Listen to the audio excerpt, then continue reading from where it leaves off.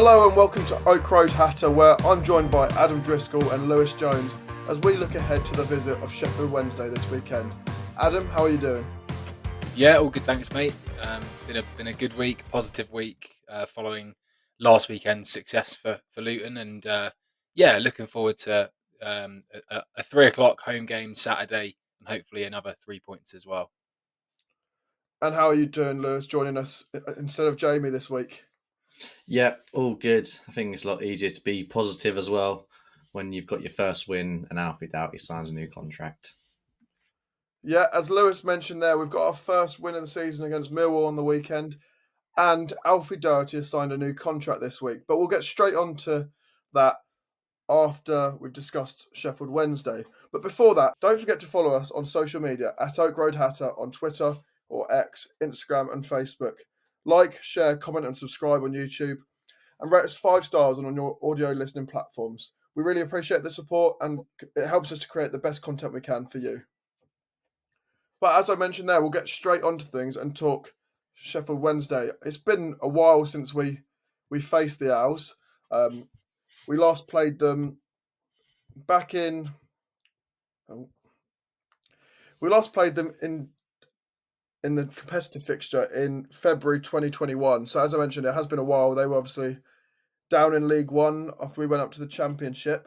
But Adam, what are you expecting from the game? Obviously, a Danny Roll side who have sort of failed to deliver this season after a very positive start.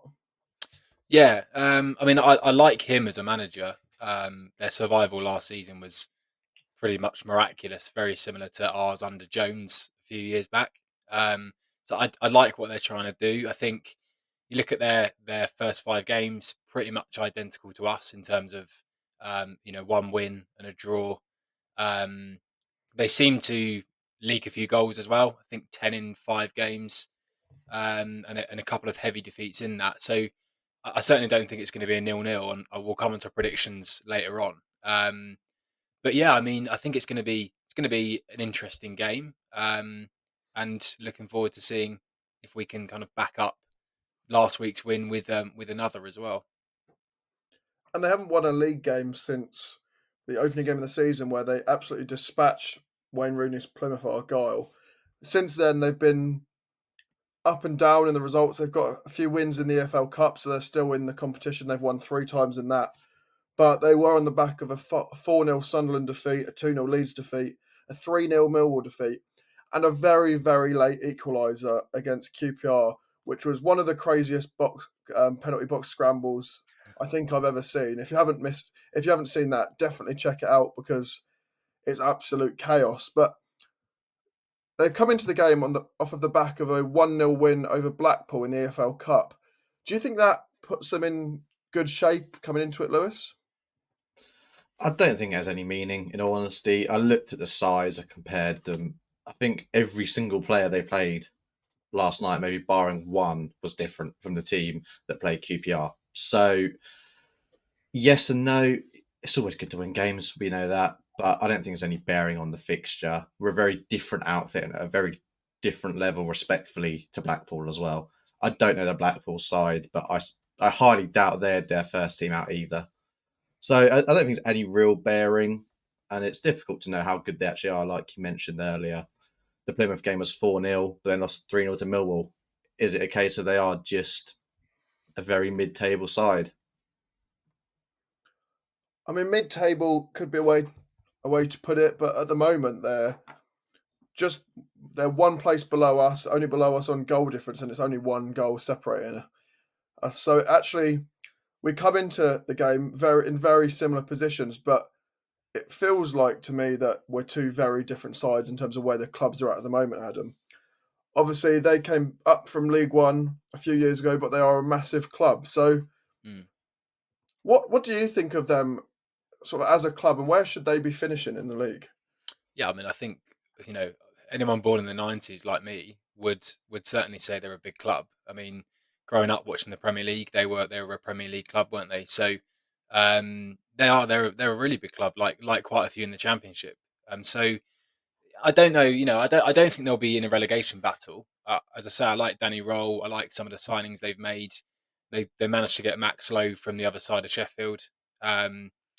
Jamal Lowe from Bournemouth. I think he may not be fit for the weekend, but is a very good player. And the one that stood out for me was they've got Shay Charles from Southampton in midfield, which is a very, very good signing. And yeah, I mean, had we not signed Kraus and a couple of others, I'd have absolutely taken him. So I think they'll be fine. I think they just need that win or another win just to find their feet a little bit. I would say, looking at their squad and what they're about, I would say, they'll be comfortably safe, maybe even pushing towards the top half this season. And they have got a manager there in Danny Roll whose stock keeps on rising, Lewis. He obviously was part of the coverage of the Euros over the summer, but he seems to be just unbelievably popular with Sheffield Wednesday fans at the moment. Yeah, I massively rated him at the Euros. I think his insight was absolutely excellent. Some of the things, obviously, the pundits had no idea. They, not to say they're bad at their jobs, but he showed them right up basically. And he's clearly a very good manager. I wouldn't be surprised to see them in that mid-table kind of area, maybe pushing that top 10, possibly. They've got a decent squad. And as Adam touched on, Shay Charles was playing for Southampton last year. Let's be fair. He's a very good player. Barry Bannon, I still rate at the age of 96. I think Jamal Lowe, championship pedigree, they've got a very decent side. I wouldn't have any worries if I were them. Just on Danny Rowe as well. I'll present you this scenario whereby we get up and running properly. Wolves sack Gary O'Neill. Rob Edwards goes to Wolves. And to me, someone like Danny Roll would be way, way up the top of my list for managers to try and get, if it were to be something that happened this season or whatever.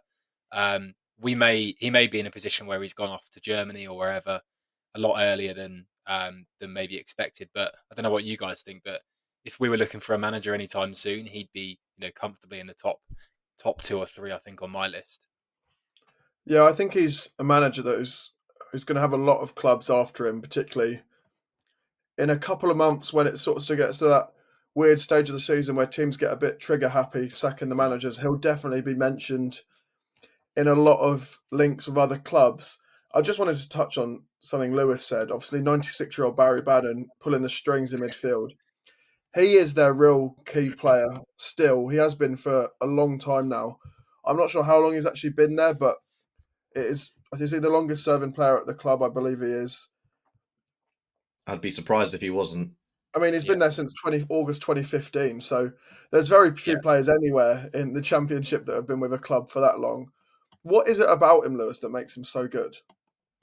I think his technical ability is it's out of this world.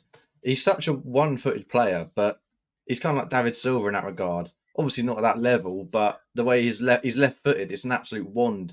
He'll turn you. He's strong on the ball as well, but he can defend, he can attack, he can switch it 40 yards, he can play a simple 5-yard pass, and he can play anywhere in the midfield.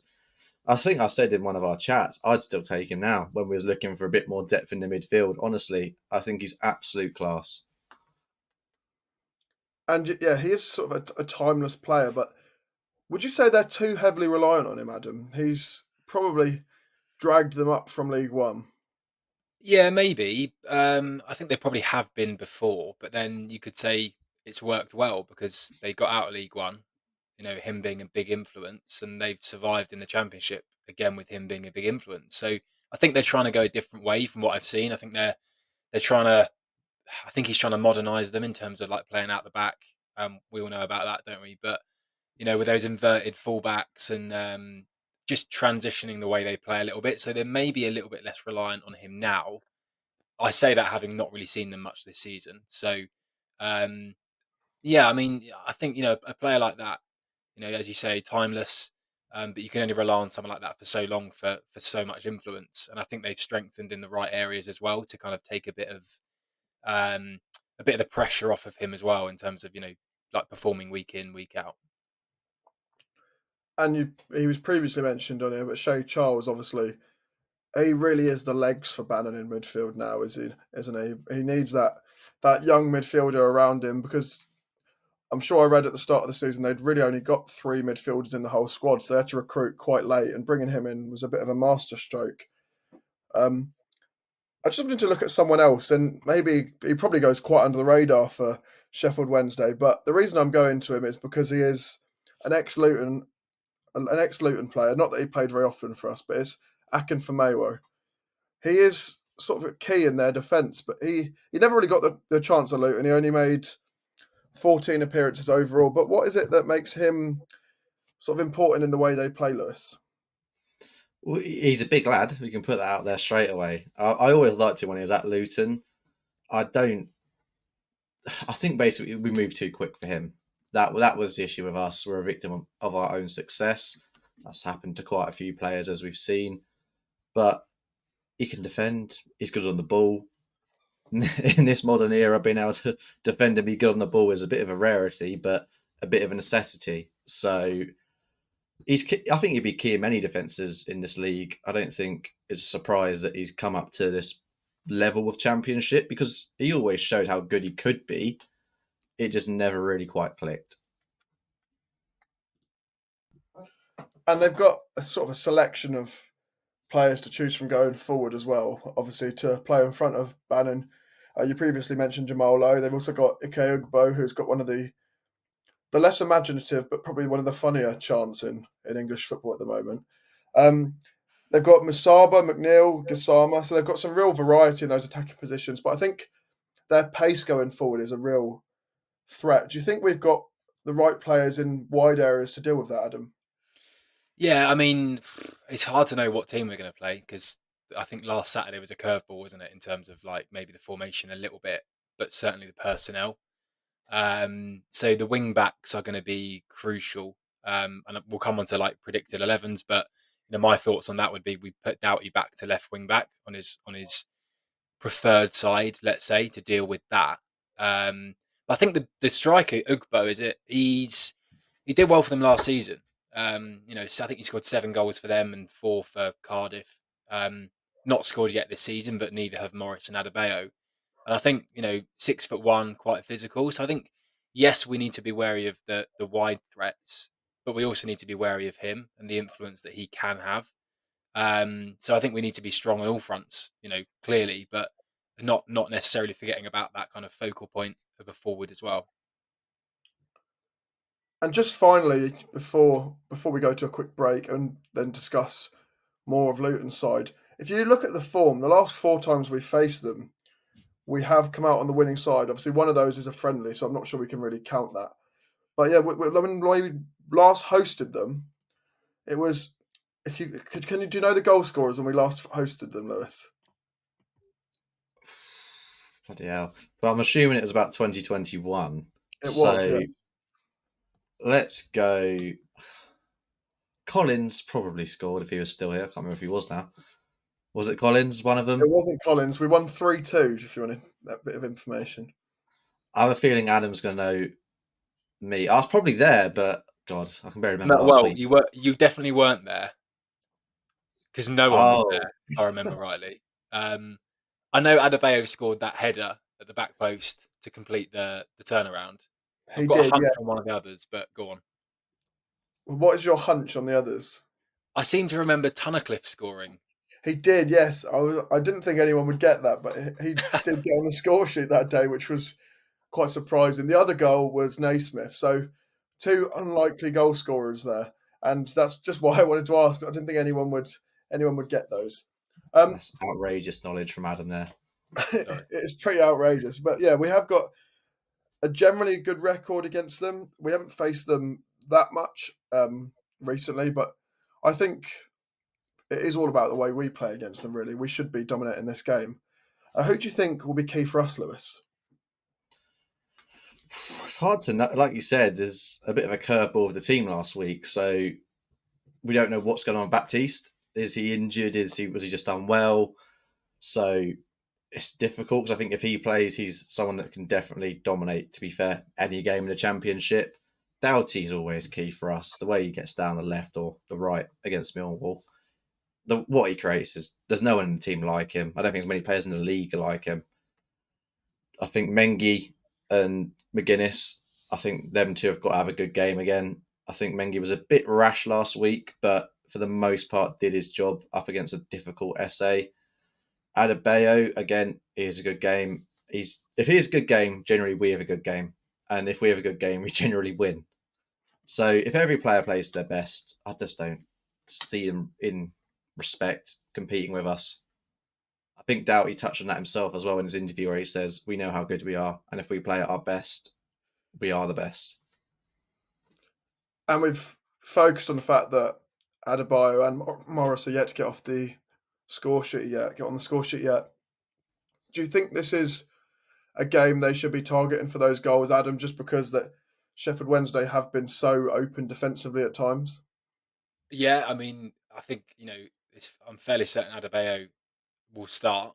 I'm not so sure if Morris will start, but he will get a chance. He'll get a big chance because we've spoken previously about the whole chances missed thing, and not that I'm massively kind of into that because he's getting those opportunities. So yeah, I mean, I think he will score. I think he will get off the mark at the weekend with at least one goal. So and him and Morris as well. I think it's just a case of when they get off the mark, and once they do, I'd be very surprised if one of them wasn't getting 20 goals this season. Yeah, I agree. I think as soon as one of them gets off the mark, I think they'll both get scoring quite regularly. I think it's just that confidence is missing. Would you agree, Lewis? Yeah, I think it's difficult for Morris, particularly as well, because he's not playing in his favoured number 9 position, which I think is quite harsh. He got 20 goals last time out at Championship level, playing in that 9 position, but has been dropped for Adebayo. They're quite different players, but they have the main focal points of their being able to take it down, hold up the ball, lay it off, make movement. I think, like you said, once they get their goals, they'll start flying in. So I'm not concerned at all.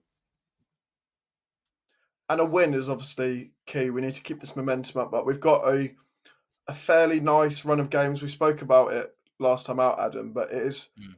3 games where we've really got to pick up points. Do you think it's key that we win on Saturday? Yeah, I think so. I mean, the first 4 haven't been great, as we know. We've done well last Saturday, but when you're coming off the back of a win this early in the season to get you going, and then you've got a home game. Let's say a favourable home game. You've not got a tough derby yet, or one of the guys that have set the league on fire. So it's a favourable fixture and it's at home, and I do think we absolutely need to win it. As we touched on earlier in the week as well. Particularly with the next sort of 3 games and that kind of short run of fixtures coming up as well. We definitely need to start that with 3 points on Saturday.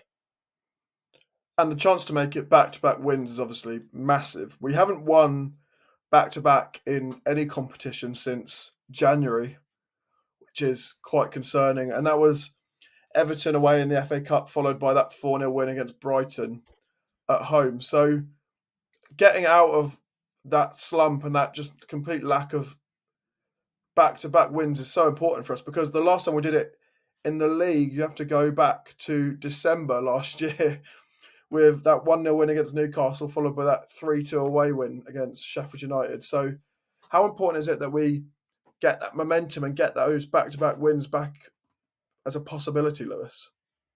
It's massive. Winning is a habit, and what I think was good from the last performance against Millwall was the fact that players then knew, yeah, we can defend. We kept a clean sheet. Den's a difficult place to go. They got 2 against Watford. They got 3 against Sheffield Wednesday. That keeping a clean sheet against Millwall was big, and they know, yeah, we can defend now. And then it's up to our forwards to push on, who, to be fair, haven't exactly helped the defence out at times of their lack of goal scoring.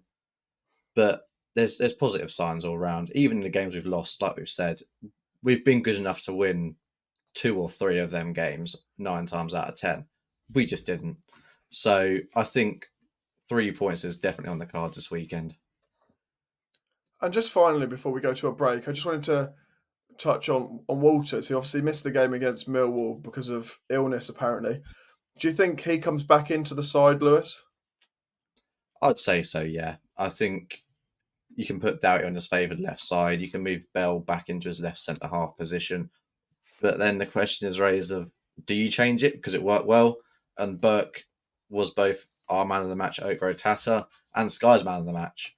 So does he deserve to be dropped? You'd say probably not, because he's probably the best defender on the day. Yeah, so it's a bit of a selection dilemma for Rob Edwards, but a good selection dilemma, which I'm sure he'll be happy about, as he didn't get many of those last season. We're going to go to a break now, but when we get back, we'll be talking all things Alfie Doughty, and we'll also be making our score predictions for the game.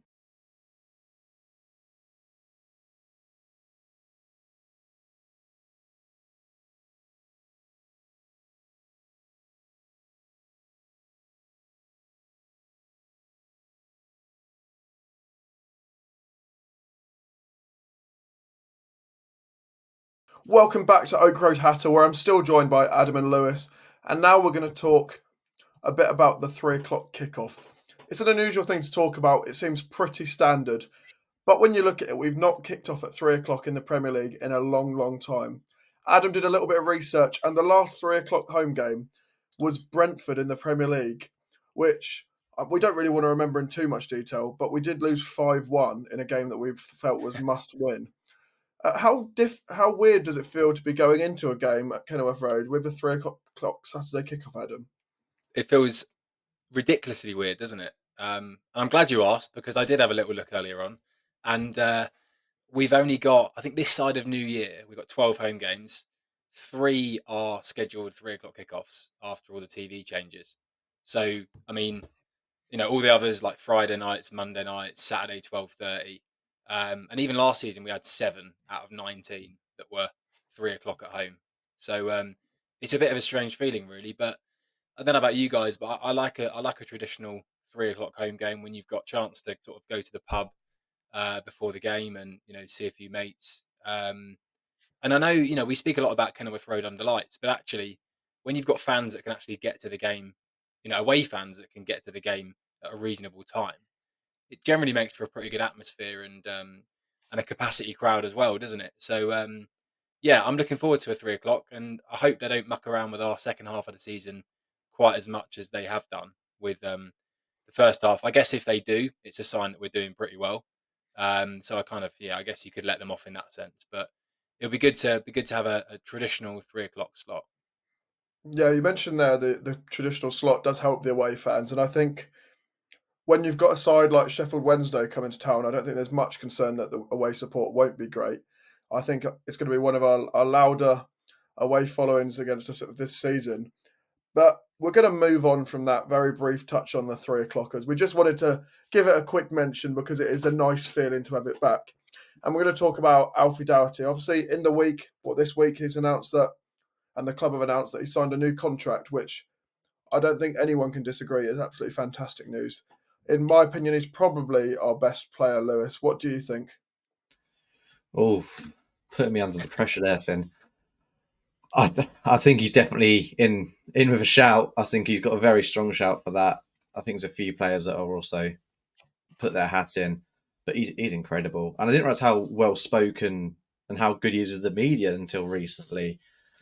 He did that short interview the other day, and then obviously the interview when he's just re-signed, and he speaks really well. And he speaks basically that he knows we're not quite hitting where we should be, but he loves it here. He loves the fans, and I also found out he's a bit of a shithouse and loves winding up the away fans. Or however, whatever way you look at it, it's a good to have a bit of a shithouse in the team since Danny Hilton. So yeah, I think he's excellent. His technical ability, mentality, and even his defending, tracking back this year has massively improved.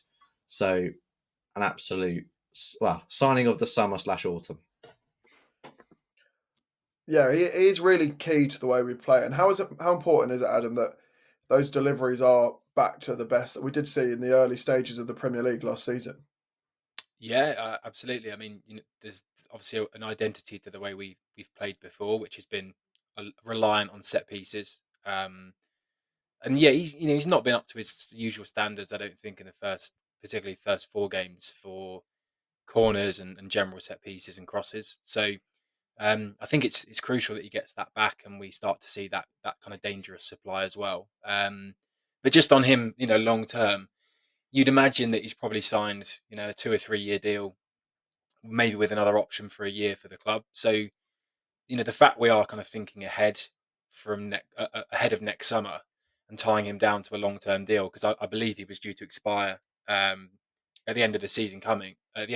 Sorry. So, and we've traditionally before we've left things to like January, February, and then it gets a lot harder when clubs start sniffing around. And I think someone like him, you could see clubs abroad also being involved in January, and having the opportunity to talk to him as well. So I'm really, really pleased, a little bit surprised, but also really, really pleased to see him, re-sign. And I think he's going to be crucial to what we can do this season. Yeah, obviously the new contract keeps him here beyond the season end and also stops clubs coming in for him in January. He is a player that has had plenty of interest over the summer, especially after his performances in the Premier League.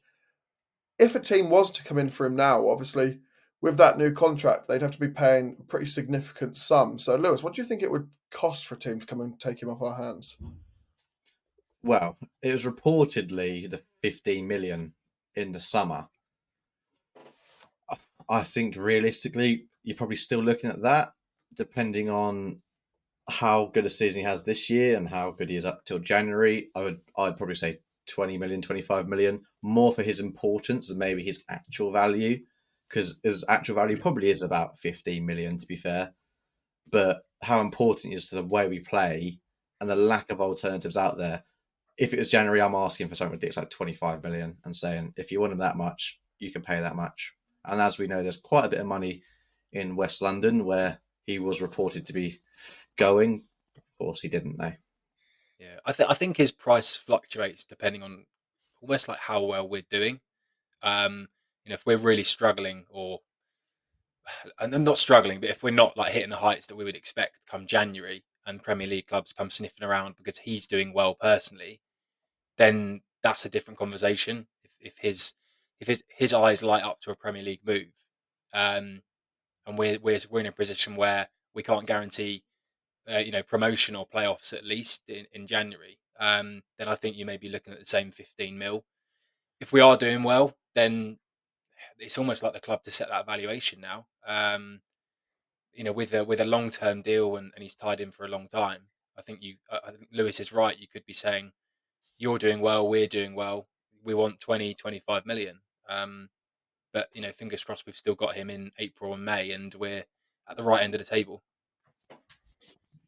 Yeah, he obviously is a player of significant value. I think being English also helps, but when English clubs are sniffing around, they tend to pay a bit of a premium for those English players. He was a player last season that a lot of Luton fans in particular, but also some of the pundits were suggesting he should have been in and around that England squad for some of the friendlies and maybe towards the Euros. But obviously, being down in the Championship, that selection is very, very unlikely, especially when he's been almost swapped with by someone like Leif Davis, who obviously at Ipswich is now up in Yeah. the Premier League. Um, Another man I wanted to talk about and how key he is to the way we play is Chong. Obviously, he's been playing in those wider areas, but he could be crucial against a side like Sheffield Wednesday, Lewis. Yeah, we saw against Millwall how good he can be. I think just the way he just drives at players, they just look absolutely terrified, and I don't blame them. And the amount of fouls he picks up, just getting us up the pitch, holding the ball up. He's a special player, especially at this level. But he almost scored a great goal as well. That turn and then hits it off the post, which is as as unlucky as it is. Basically, sums up our season in front of goal. Close, but not quite. So he's Mm. someone that can change any game and be the best player on the pitch in any game. So big player this weekend, I think. And he links up with Alfie down that left side very well, Adam. Together they cause real problems for defenders. And do you think that's something that will continue in the next game? I certainly hope so. I said earlier on I'd much prefer Doughty on the left side, and for that reason I would bring Walters back into the team and put Doughty on the left. Again, it bodes that question: who do you drop? And the fact we're having a conversation of which centre half do you drop is mental, because we all support Luton and we haven't had any fit centre halves for God knows how long. So I'd have Walters in on the right, I'd have Doughty back on the left with that link up with Chong, and then it's really hard, but I think Burke would be the one to make way for me, and I only say that given the fact that Bell was captain last week, so they see that leadership in Bell, and I would be surprised if he was dropped. But yeah, I mean we'll come on to like team news and things like that as well. But yeah, certainly Doughty and that link up with Chong is going to be big for us. Yeah, obviously, as we record this, we don't know the team news for the weekend, but there's players to come back into the side who have been unavailable. So we mentioned Walters as well, but also Tom Krause, who wasn't quite ready to play against Millwall, but there is a chance he could be ready to feature this weekend. I'm going to ask you both for your predicted lineups, which is one of the hardest things to do at the moment because we have actually got, for the first time in so long, so many players available that we could have a full bench. So, Lewis, I'll come to you first. For me, I think the team stays the same. The only debate is that back line. Does Burke drop out and Walters come in? You swap Doughty over to left wing back, keep Walters right wing back. But honestly, for me, I don't think McGuinness is below being dropped. That's just my personal opinion. I think Mengi's his most effective when he's in the centre. And for me, our best right centre back is actually Burke Yeah. because of his ability on the ball and defensive skills. So for me, I personally would drop McGuinness, put Mengi in the middle, Burke, Walters, Bell, Doughty, same midfield two, and the same front three. And of And course, what about you, Kaminsky. Adam? What do you think? Yeah, I mean, I've alluded to that back five or back three, whatever that I'd play. So Kaminsky, Walters, Mengi, McGuinness, Bell, Doughty. I would bring Baptiste back in if he's available for selection. We don't know that at the moment, as you say, but if he's fit, if he's just been ill, then for me, he would come in, play alongside Nakamba instead of Walsh. Even though I am growing to love you, Liam Walsh, so don't hate me for dropping you. So yeah, Nakamba and Baptiste. I'd then go a little bit of a curveball. I'd play Chong and Adebayo, but I'd give Moses a start, and I'm not sure that he will. The only reason I say that is I'd go to that kind of wide front three: Chong, Adebayo, and Moses, purely because Sheffield Wednesday love playing out the back, and I think if you can get Chong and Moses with a pace and well, particularly in Moses' case, power, pressing them, trying to play out the back, and then you've got someone like Baptiste as well sniffing about. I think we could cause them a whole world of problems. That might be a bit of a curveball, as I say, and maybe Moses isn't anywhere near ready to start. But I'd be half tempted to give that a go, and even if you give Moses, 50, 60 minutes potentially. So yeah, it'll be interesting to see what options we do have and what he does go for. Yeah, I think for me, Walters does come back into the side. He's been so impressive when he's played this season. Um, I agree. I don't think you can drop Burke after his performances. I think he did look like our best defender against Millwall, and I think he is that. I agree with Lewis. I think on the right of a three, he is probably the best one there. So I would have to drop McGuinness as well and push Mengi into the middle. But the fact that we've got options is quite a nice feeling. In midfield, it's quite a difficult one because Walsh has been very impressive, and I guess with Baptiste. him though, fitness is the thing, isn't it? With Walsh, like he started the other day. Is he going to start 2 Saturdays in a row? I'm not convinced he will. That's the only reason I sort of look at that and go, well, if Baptiste isn't injured, like he comes back in. But yeah, I suppose we'll have to see. Yeah, it is an interesting point, and obviously we have briefly mentioned Kraus, but for me, similarly, he doesn't come into the side. I think if he was even remotely fit, he would have been on the bench. He wasn't, so I think for me, he's probably still a couple of weeks away. And as Adam mentioned, Baptiste, it's a tough one because Walsh was really impressive, but Baptiste has been, for me, impressive across all his games. He's a bit more creative, which Walsh, as good as he was, he clearly a bit of rustiness, especially when it comes to his shooting. So I think it's a difficult decision once again to know who's going to be starting, but a good selection. Do you Yeah, think McGuinness, based on his price tag, in terms of what we've paid and what we will pay, is undroppable based on that, or is it a case of everyone bar Mengi is potentially droppable? No, I don't think there's anyone that's undroppable. Even Mengi could be dropped if he was really dropping off form-wise. McGuinness is an interesting one. We have paid more for him, supposedly, than anyone else in that side. But if his performances aren't as good as he can be, then I think we have got the options on the bench to change it and bring in someone else from the start. So no, I don't think he is undroppable. Whether Edwards sees it that way, and he might like the way he's played so far, but he has been Mm. susceptible to a couple of issues. What are your thoughts, Lewis? Yeah, I don't think anyone's undroppable for me. I think Doughty, realistic, is probably the only one, just because there's not really anyone else that can offer what he offers. But if you're not playing well enough, you shouldn't be in our side, especially as a team that's gunning for promotion. You should not be playing and starting if you are not playing well. Obviously, at times like last year, it may be a necessity where players need to start because of injuries. Mm. But yeah, I don't want to call out McGuinness because he has been decent. He's not been bad by any means. It's just play players in their strongest positions. And Mengi was one of the centre backs of the year last year for me in the league in that centre position. It's kind of that's not square peg and round hole as such, but a similar kind of situation. Just finally, before we go, I'm going to come to you for score predictions as usual.